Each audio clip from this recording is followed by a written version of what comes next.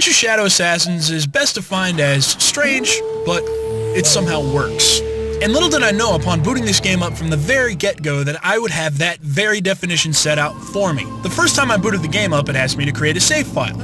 Upon doing that, I got to this screen and it locked up 5 straight times.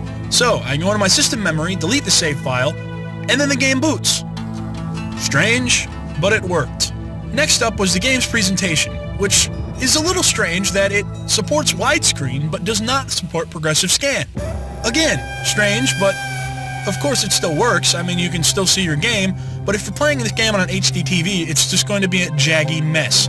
The game does support Pro Logic 2 surround sound, however. The channel separation was pretty accurate, and my subwoofer was put to pretty decent use, so kudos to them on good sound design. The voice acting's a little over the top, but it works. All the sound effects are, suitable.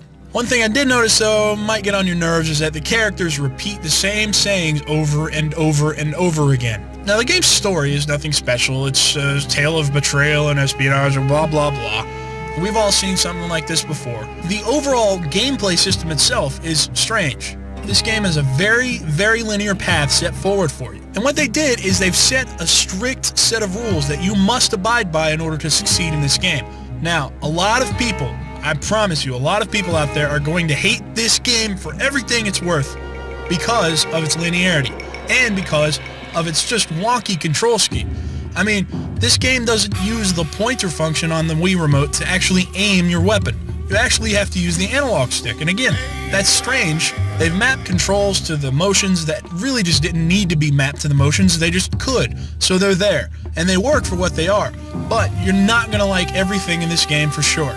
Like, for example, your character doesn't control like a ninja at all. Your character controls like Leon from Resident Evil 4. Why? Why does your character control like a tank? It doesn't make sense. It ends up being like a QTE fest a lot of times. That's going to turn a lot of people off because you really just wait for people to come by and press the A button and then do some hackneyed motion with the controller. You don't actually, perform the moves yourself. But the game is built around the control scheme being weird. Again, it works. Another strange thing. Shinobi cat? Really? Yeah, that's right. You can use a cat as a spy tool. You actually control the cat, walk around, and you can use it to look at enemies and just scout out things. You can even pick up items and bring them back to your character with the cat. To sum up Tenchu Shadow Assassins, like I said, it's strange, but it works. Now, there are going to be people out there that are going to be playing non-stop games of shoulda, woulda, coulda. Should have been like this, should have been better, could have been better, would have been better if they'd done this.